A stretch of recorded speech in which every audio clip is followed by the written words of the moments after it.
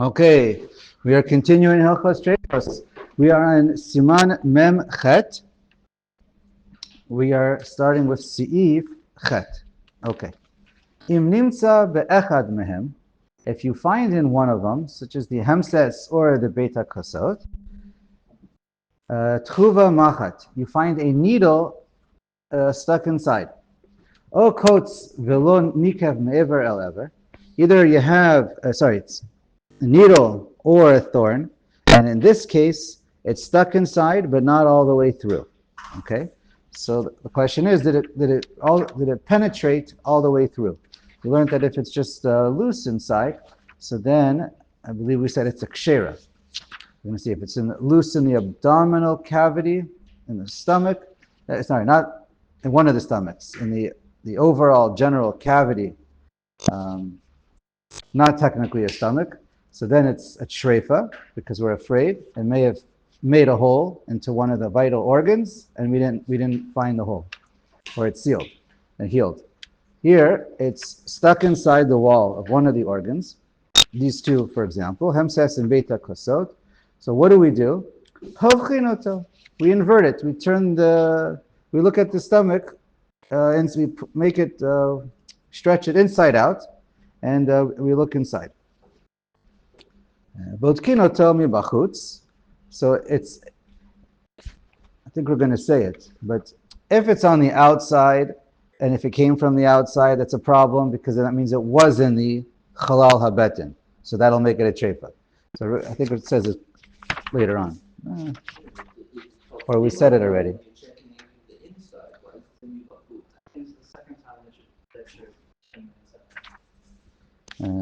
Yeah, you find it inside, and then you look. Right side out. Okay, right side out. So now you want to look to see if it made a hole. Botkinu told me bachutz, from the outside of the stomach, because you found it on the inside. Im nimtza alav koreh dam, if you find a drop of blood, now it needs to be a mamashut of blood. It has to be real blood, or like a little bit of dried blood. Sometimes the blood separates a little bit, or it gets a bit of a scab. There has to be some kind of mamashut, not just an appearance of red. That's spelled out by some of the Mefarshim, such as the Kaf HaChaim and Aruch Shulchan. So then, if on one side you see the needle, and exactly opposite that same side, you find koret dam, some kind of mamashut of dam, bi'aduashim yikav kulo utreifa. So then you know that it was penetrated all the way through. That's why there's blood there. At least it's much it's kimat for sure, and therefore it has a din of a treifa. V'im lav kshera. But if the needle's on the inside, even though it's stuck a little bit pointing into the wall of one of the stomachs, but it doesn't go all the way through, and you checked, this you're allowed to check, and this is actually done. We'll see this in a moment. Okay. Right? Now, if there's a makkah, and you have a reason to assume it's a makkah, so then might be okay, depending on other factors. But as far as the issue of the needle, if everything else looks like there was no makkah, but you see koret dam, a drop of blood on the other side of the needle, so then you assume there was a puncture. Okay. Now, even if the needle went through most of the wall of the stomach, but it didn't go all the way through, it's still a kshera. Now, the only way we can do this to check if there was dam or not, then is if you didn't clean it or salt it yet, because that'll wash away the blood. You want to check it before you wash it away to see if there was blood, and that's so the needle maybe went through. And I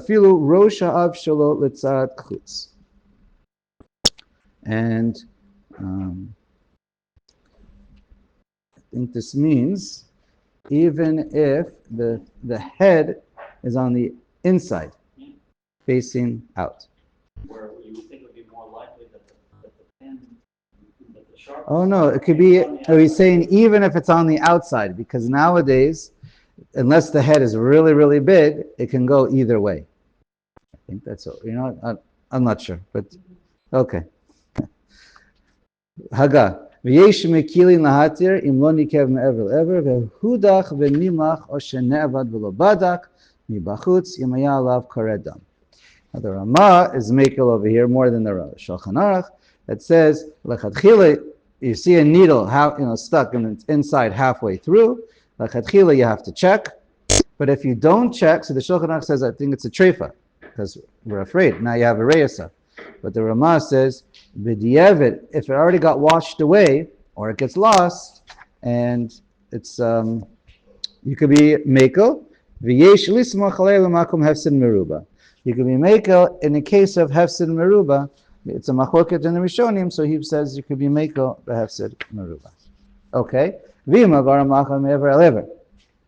Now, what if it's going all the way through? Ve'odenu tachuv bo b'otchinu nimtza kareh dam saviv hamachat. So now, if the needle's going all the way through, so you look around if there's blood around the needle. V'kol shekein alea bi'adua shekod. So in other words, now we want to know we're still holding on to some hope. Now the needle went all the way through. So there is a hole all the way through. But we want to say maybe when it was shechted, the needle was on the inside. And after it got shechted, the animal moved around. I pushed the animal. I took out the organs. That's what pushed the needle all the way through. So there is one chance that it still might be kosher. So where do you check it? If you find blood around there, so then bi'adua shekoda mashchita nikav kulo utreifa. If there's some blood around there and it spread a little bit, so that's a sign that the blood was still warm and moving. Just a little bit of blood pressure would be enough, and it would make it move a little bit. Then you know that it would happen when it was still alive. But if there's no blood going, if you don't find blood around there, it's just the needle going right through, so then it probably pierced once there was no more blood pumping and the animal was dead. And so therefore, things don't change anymore, and it just makes the pump, it just goes right through and there's no blood.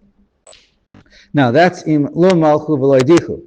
That's if but you have to check this, the Shulchan Aruch says, before you rinse it and salt it. The kevan shemachat odenu sham, since the needle is still there. If it was alive before the shechita, then there would be dam that spread around there. When you prick it, it would bleed around. But if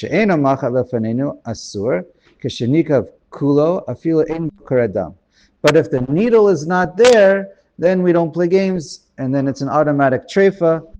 We don't know, even if there's no blood over there, because then this may have happened a long time ago, and we don't know. Okay, the only time you can be makel is if you still see the needle going right through and you check it right away. Okay. Kaftet. Oh, sorry. It's Haga. Kol makom shetzarich b'dika im lo badku k'gon shenevar alachla machat misham treifa. Dehave ki'ilu hidichu u'malcha. So he says, whenever you need to check, but you didn't check because it was taken away. We're talking about here when it goes. In this case, it's the needle went all the way through. Right? The Ramah was makel before when it was only stuck in the middle, didn't go all the way through. Now he's saying when it goes all the way through, so then it's a treifa. But yesh omrim de bizman hazeh de'inanu b'kiyim b'dikos yesh lahatrif im nikva machat mishnei tzdadim. But he says this type of checking, when the needle goes all the way through, now yesh omrim that nowadays we're not b'kiyin in doing this check, and we say it's a treifa. Afilu lo nimtza kareh dam, even if you don't find blood around it, if the needle's going all the way through, we call it a treifa. V'lo chuda, and also we don't check for rustiness that's reddish. We're not somech on our kind of bedikas on this issue. Miachar denikav mishnei tzdadim, because it went all the way through. If it's a needle that goes all the way through, then that's a treifa. V'hachi nahug, and that's the minhag. Machat hakot nimtzayim behemtzes v'dekosot b'chalalo v'lo nitchav behen klal kasher b'chol inyan. That's what we said in the beginning. But if you find it loose inside the stomach, it's kshera, and you don't have to worry. There's no bedikas to even do. Vein sarich shum bedika. Okay, v'yesh mekilin de'afilu benikva hamachat mitzad echad ein sarich livdok mibachutz im yesh alav karedam. Some are mekil not even to check b'chlal. This is really a repeat from what you said before. I think so at least. V'yesh lismoch alayu imu hefsid meruba, and you could be the hefsid meruba, and you can't check anymore. You could be somach on that opinion. V'yefshar livdok gon shanim lachudach or nevad, and it's no longer possible to check, like you already rinsed it or it got lost. Okay, let's go to 1 second. What Gary is saying, if you use kneecap from one side, you don't have to check. Yeah, we had that sheet in the Ramah that if it gets lost, you don't have to check. Right, there's an opinion you don't have to check. It is, that's if you keep reading. Anyways, the Ramah says you're only allowed to rely on this for hefsed meruba. Okay. Let's finish this Yaman, and I just want to point out one thing. It's good to point out because we're discussing the stomachs. So I spoke to Rabbi David, and he said that nowadays, generally speaking, of course, there's always exceptions, but generally speaking, when you go to a good slaughterhouse in Israel or America, the only thing they check for is the reya. That's from the Gemara. And nowadays, we're also checking for beta kosot to see if we see signs of being punctured, or sometimes there could be nails and screws in there, and so therefore they check for that, and size of infection from a hole or from a needle or a screw that can cause an infection. So those are the only two things that we do check for, and if everything looks fine, then it's right. And so they would do what we discussed about checking. They would do for beta kosot. They would check inside as well. They would check inside of beta kosot. If they definitely check the outside. I'm not sure. I think they check the inside also, but I'm not positive. But I know they inspect it for sure from the outside, maybe from the inside. In South America, they said they also check the keres, because it's more common in there to have that as an issue. So, and that's for behemoths. For ofos, and they don't check tzoma tagidim, but for chickens, so here we check for tzoma tagidim, and many mahadrim places in Israel will check for lungs as well. But nowhere else do they check for lungs. Okay. Right. Well, from the Gemara, it's never been an issue. It's nowadays, and their lungs are very different than our lungs, but they're looking. But anyways, they look at them and they feel them. But yeah. Okay. I think that's that for now. Let's continue with Tet. All right. Im nimtza aleh chaluda. Now, if on the area you find some rust, so even like from the nail, so dina kanimtza aleh koredam. So we call that the same as you find koredam, a little bit of blood. We're not being machalek. They're both reddish. We don't want to take a chance. That's the halacha. Hagav v'chein nimtza chaluda mibachutz neged hamachat. Even if you find what you think is rust on the opposite wall, the opposite side of the wall, right? You want to check to see if the needle poked the hole all the way through, and on the other side you see what you think is rust. You're not sure, even though you don't think it's blood. The din is we call it a treifa. Imnika mitzadecha treifa ki ilu nimtza sham koredam. That's the same din. Okay, but again, it has to have some kind of mamashut. Yud. Zeh shamarnu mitzad echad kshera. So this, as we said it before, that when we said you found it on one side and it's a kshera, hainu mibifnim. This is if you're finding the needle and the screw on the inside of the stomach. Klape harei, where the food is, or the waist. The ib bitzad.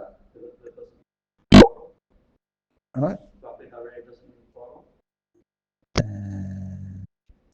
I don't think so. I think it means on the inside of the stomach or inside of the intestine.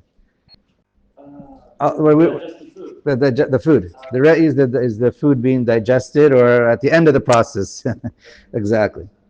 The i bitzad shebachutz, because if you're finding the nail halfway through the wall of the stomach and it's on the outside of the organ, right? This we spoke out a couple of minutes ago, or a few minutes ago. Shebachutz klape chalal haguf, where you find it on the outside of the organ and it's halfway penetrated the wall and it's in the abdominal cavity.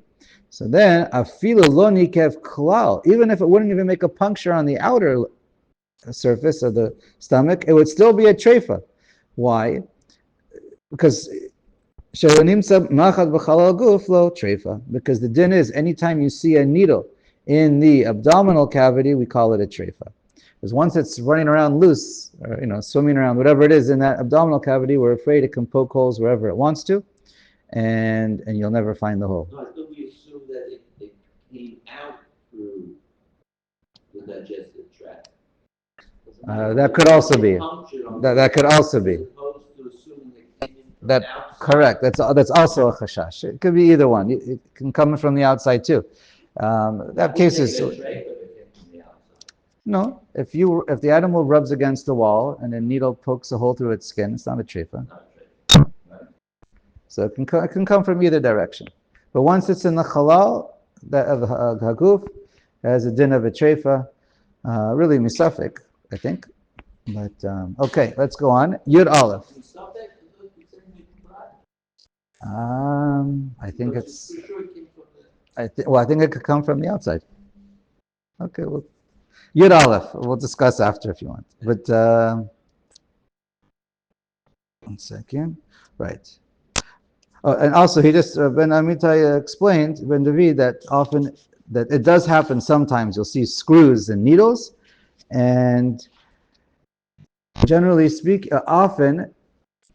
generally we don't look in general for all the organs except the ones that we mentioned. We're not looking for needles, right? We don't inspect them, but they often will just take a quick look at the body.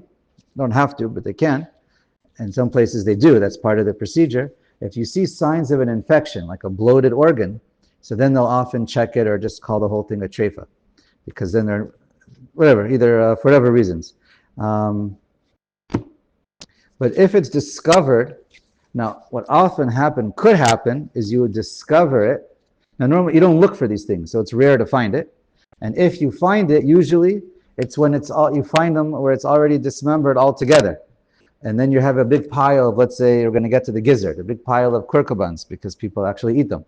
They have a machine that peels the muscle from the membrane, and then that would be.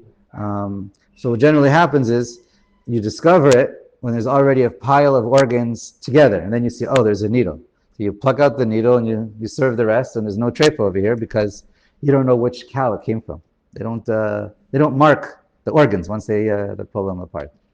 So obviously they always mark the lungs when they get separated, but they're not marking the other parts. So it's not usually an issue. Okay. Let's get to the kurkaban. Yud Aleph. Kurkaban. So if you have a needle, you find it in the kurkaban. Now, this is an interesting case. Vekula nivlat be'ove besaro. And it's completely embedded in the muscle. Right? The muscle is a little bit thick, not so thick. So the needle has, on both sides of the needle, there's some muscle or the skin, the inner membrane. So v'nishar kechetzi etzba mitzad kis gam mitzad chutz. So you have, now again, this is just an expression. There is no, normally when we say an etzba, we're talking about a shear of 2 centimeters, and a chetzi would be 1 centimeter. But the kurkaban, each wall of that kurkaban is not 2 centimeters thick. So it's just an expression. It's not meant to be literal. It comes from a tshuvas of the Rashba. Ben David said maybe it's referring to a turkey. I don't know if they're that thick either, but anyways. It was, okay. So let's keep reading. Shulaita hamachat ochelet v'lo haya shulaita hamachat ochelet v'lo haya nikar shum nekev. You couldn't see the needle, the hole, nothing. Lo litzad pnim, lo litzad chutz. The needle is completely submerged within the kurkaban. Correct, within the wall of the kurkaban. The kurkaban is a gizzard, and it's a pouch. So the inside it grinds the food, and it's basically like a pouch of muscle on both sides. with a membrane that peels apart easily on a kosher bird. So on each side, it's more like an oval, flat shaped a little bit. It's a little bit flat shaped, but it's does that answer the? Explain a little bit better. No, I get a picture of a kurkuban. The needle is inside in the one side. One side, the muscle on one side. It's embedded in the muscle on one side. There's a gap on the inside of the. There's a big gap on the inside where all the food is getting crushed. It's not in the gap. It's not in the gap. And it's not even puncturing into the gap. That's right. It's just lying in the muscle. It's in the muscle. It's embedded in the muscle. That's not. Okay. Haga, the hamachat ba mi bifnim v'have kenikav mitzad echad, was we're assuming that the needle was swallowed, right? That's how it got there. It's common. Birds, they just eat whatever they see on the ground, especially a small little needle.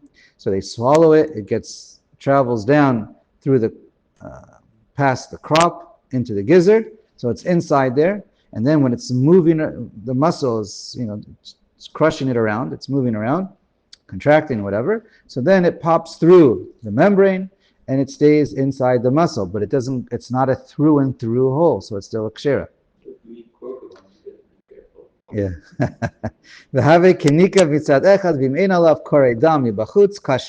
But so as long as you don't see any blood on the outside, it's kasher. And some say no. Once you find it embedded, it's aser. Okay. So,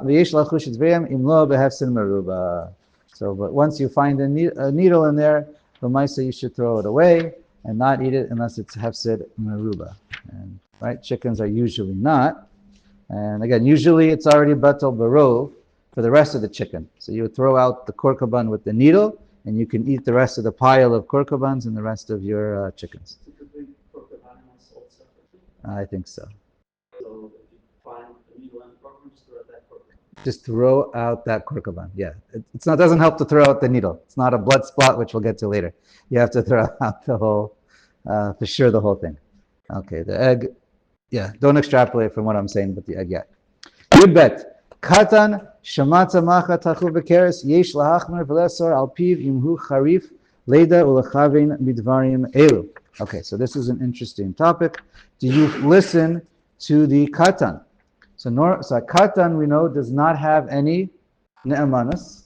You can't trust them. It's not just you can't trust them. They have no. The din is we don't take their testimony for anything.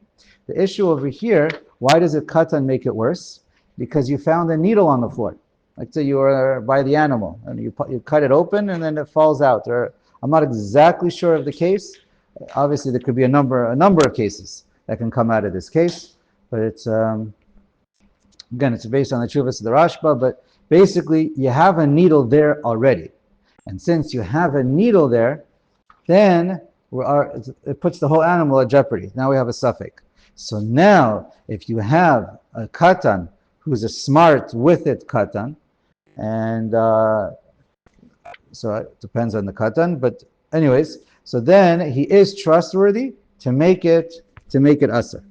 Okay. This keres is another organ. This what? After the korkaban, there's a keres. No.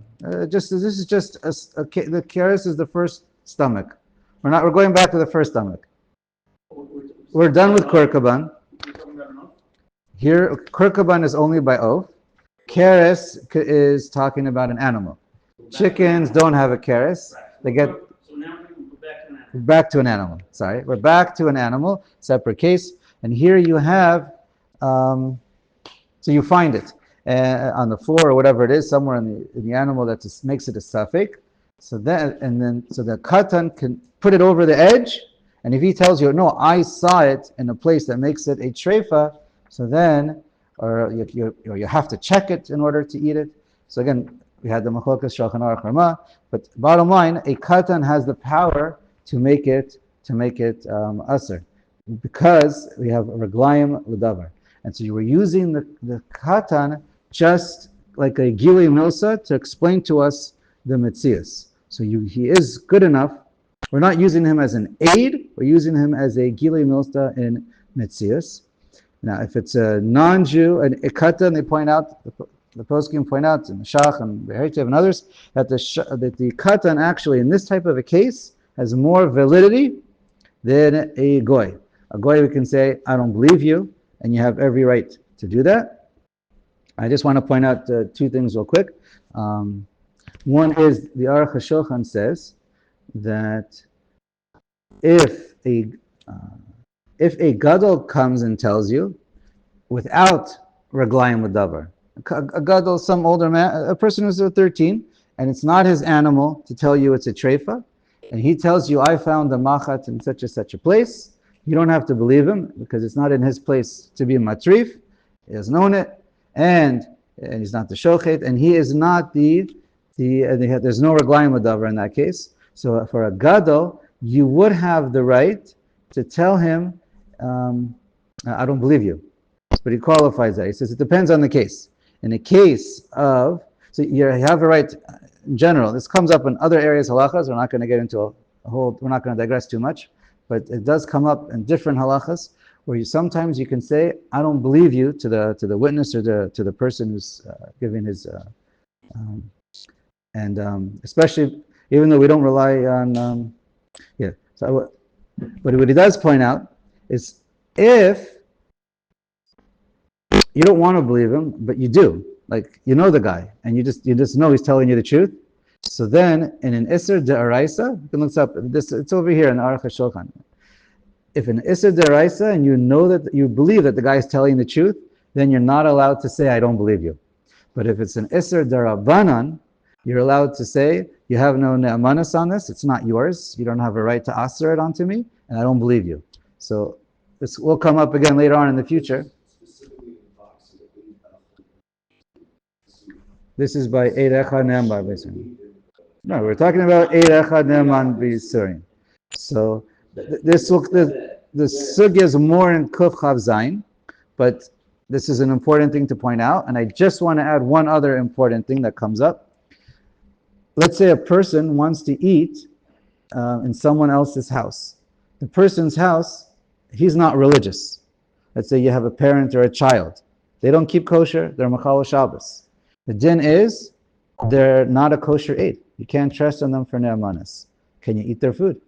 They're only buying kosher food. It's from the store kosher, and you don't see the symbols. Or they cook for you. They have separate dishes and so on.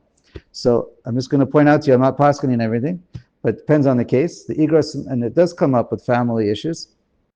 The Igros Moshe in Yoreh Deah Aleph, Nun Dalet, he says that there's a difference between ne'amanas and Yediyah. It's a very famous tshuva. And he says, sometimes they're not ne'aman, but if you know them, and you know that they wouldn't serve you treif, then you're your own aid. You know it, and then you don't need aidus. You don't, and so therefore you're allowed to hear. It says it's the cases with the Russian, and they want to be able to eat, but there are other cases where it does apply halacha l'maisa, and based on Yediyah, if you know them. But Moshe says it's bishat adchak, and certainly you can't have a restaurant like that. Obviously, if you can't give hashgacha like that. But he says even if you want to eat there, and you believe the non-religious guy is serving you a kosher food in the restaurant, he says for sure you can't eat there. Only if he's from person can you trust him. But all right, we'll stop there.